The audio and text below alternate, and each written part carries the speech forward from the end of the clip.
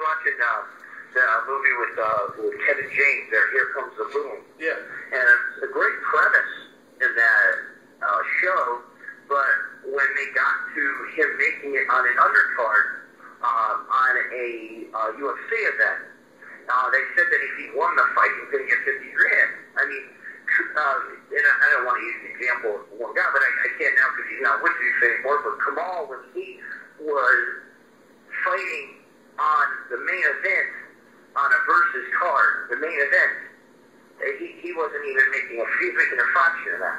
Wow. So I think people don't realize.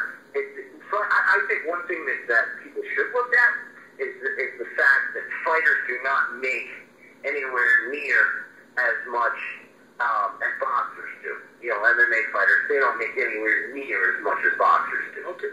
Well, you see, this is interesting because we did already a couple groups with some other fans on the site, and there was a lot of suggestions that Bellator should explain more in particular about its bracket and its tournament. Yeah.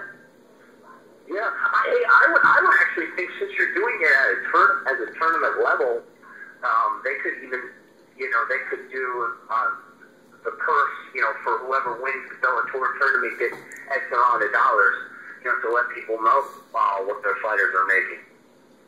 Can you explain that a bit more?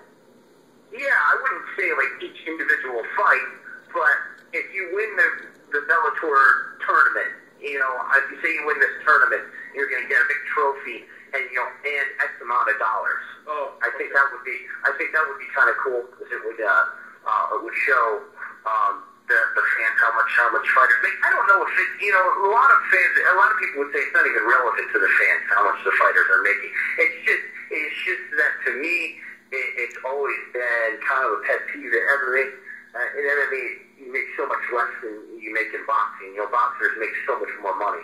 Okay, so beyond then explanation about the winnings, the purse, and all that, how about just the format in general? Do you think most people understand how the bracket system works and how many weeks this tournament goes on? That kind of, how much do you know about it?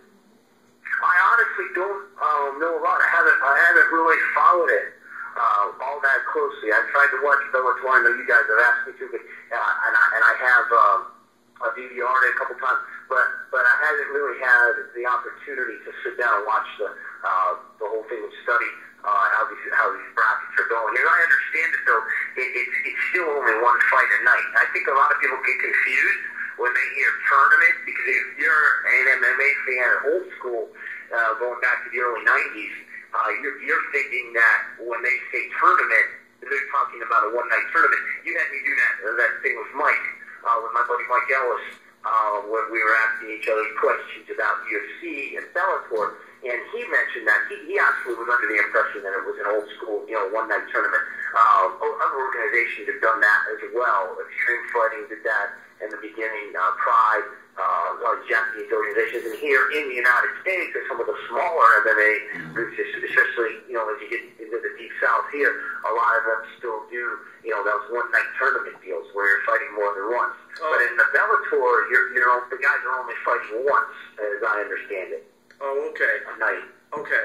Yeah, I think that's where the term tournament becomes confusing. And I know you personally, Elman, were first turned on to UFC back in maybe '94 or so at Blockbuster Video. Grabbing one of those VHS tapes, kicking back, popping open a few brews, and watching the one night tournament format that was prevalent in the early days. Yeah, actually, that's a good point because I heard in some, or I read in some of the posts that, and just to shift gears a little bit to the the Fight Master and Ultimate Fighter kind of thing. A lot of people were saying that they're kind of inspired by the footage. It's a good thing to get maybe kind of psyched to go down to the gym or go and hit the mats or whatever. How much of watching this stuff is entertainment? And how much of it is kind of, inspiration for your own fighting, training, etc.? Oh, when I watch it, I look at it all as entertainment. And that's one of the reasons I love professional wrestling, because when I kick back and I have the time and my busy schedule, actually watch something for an hour, 2 hours. I want to be entertained. And I really think that MMA in general has done a pretty good job of that. UFC's done a great job of kind of taking that the model from professional wrestling as far as the Ultimate Fighter goes in developing characters. And I want to suspend reality, to a certain degree. I don't really care if two guys hate each other, but Chael Sonnen is one of the true masters at promoting a fight and getting heat. There has to be a compelling reason outside of just the two styles, I think, for people to want to invest, and especially when you're talking about investing money in a pay-per-view, to watch a pay-per-view. There's got to be a perceived heat between these two guys, which I think, I'm actually of the impression that MMA should do even more crazy storylines. Like my buddy Steve is a great amateur wrestler, huge fan of the Ben Askren and that funk style of wrestling that he utilizes on the mat in college. And Steve came up with a concept that Ben Askren put his hair on the line for one of his fights, title versus hair. Since he's got the title, because he's got that head of hair. I think stuff like that is entertaining, because at the end of the day, these guys that watch it can say, "Oh, I just want to watch it for the pure sport of it." But at the end of the day, it's all entertainment. And ironically, when you're in a rules meeting, for an MMA event, and you're in the back, whether it's fighters and corners, they'll often tell you, you want to have exciting fights, because this is, at the end of the day, sports entertainment. Yeah, that's interesting. And so some guys were kind of pushing it a little bit further, about this kind of drama that gets drummed up about, in the house. They thought it was dangerously close to kind of one of these housewives of, New Jersey sort of things, setups. Oh yeah, and at the end of the day, that's what sells tickets. That's what puts the asses in the seats, and that's what makes pay-per-view buys. It's the drama. There's got to be a compelling reason. And I mean, it's funny because when Ultimate Fighter first came on, that first season, which was really the breakthrough of making MMA maybe not mainstream, but closer to mainstream. I still don't think it's mainstream today, but closer to mainstream. If those guys were all sitting in that house reading books, quietly reading, and just kind of doing their own thing, do you think that show would have been a success that it was? Right. I asked you that question more on. That's a great point. I mean, I guess my conclusion about hearing them discussing all this is that it's a delicate balance that you have to play, because I guess some folks they don't necessarily care to see the guy having an argument over a toothbrush or something in the morning, or preparing breakfast. Hair gel. If you remember, and you think about how stupid some of these reality shows are. Remember the Gotti voice? From growing up, Gotti. He mentioned toothbrush. We want fucking hair gel. We want hair gel.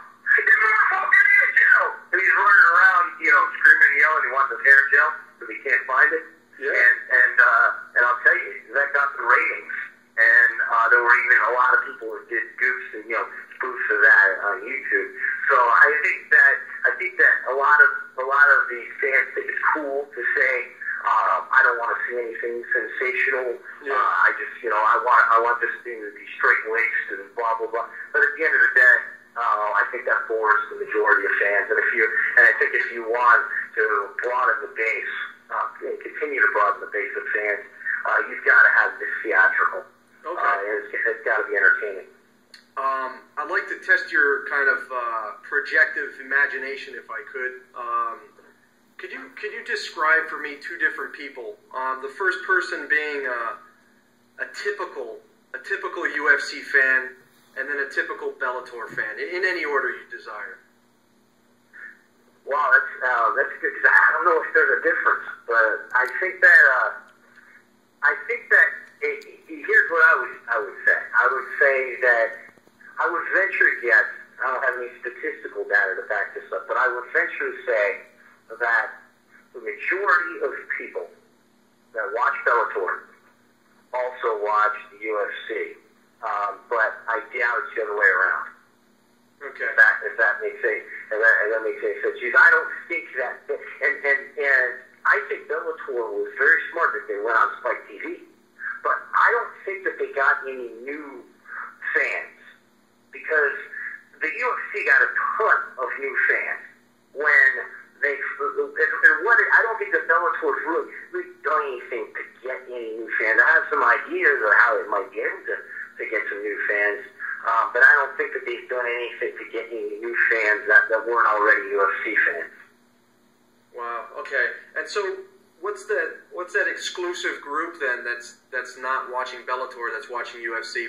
How would you describe them as in a couple nutshell moments? I think there's a lot of people that just haven't discovered Bellator. I don't think it's really two different groups or two different demographics, because essentially there's not a huge difference between the two products, between the two brands, aside from the tournament, the fact that there's a tournament. So I don't really think that there's, I just think there's a lot of people that haven't discovered Bellator yet. Interesting. Okay. And how is Bellator going to get those people? And here's a really simplified answer to that. Put Rampage Jackson. They've already done it with Randy Couture. Maybe Stephen Bonner. I think you know where I'm going with this. I think you smell what the Granimal is cooking.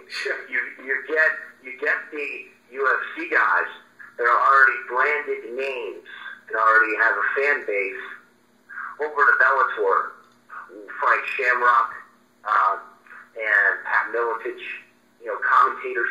Even if you think that Frank Shamrock and Pat Miletich aren't the greatest commentators, even if you think that the current Bellator commentators are better, if you were going to approach it intelligently to get more fans, you would still hire Shamrock and Miletich, because Shamrock and Miletich already have fans. Well, other commentators don't. Are you aware that Frank Shamrock is going to be the coach of Fight Master, which is a Bellator, version of... No, I didn't know about that. That's a great move. I heard about Randy Couture coming in some capacity to Bellator. So they're already doing it. They're already doing it with the two guys you mentioned, with Couture and with Shamrock. And now look at some of the fighters. Stephen Bonner, he tested positive for some sort of substance, whatever BS it was, and he was dropped by UFC.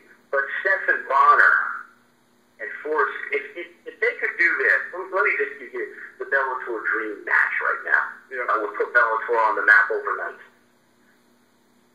Okay. Forrest, before he's at in his career right now, I don't think he's ever going to be in title contention for a championship in the UFC anymore. I think and I don't follow it closely enough to know for sure, but I think his better days are behind him. Let me give you the $1 million idea for Forrest Griffin. Okay. Let me give you the $1 million idea right now. The fight that put MMA on the map and made it mainstream was Forrest Griffin versus Stephen Bonner at the Ultimate Fighter finale. Stephen Bonner is done with UFC. Forrest Griffin may be done with UFC. If not, I'm sure he could be enticed to be done with UFC. You put those two guys in a fight on a main event of a Bellator, and you're going to sell it out in but virtually every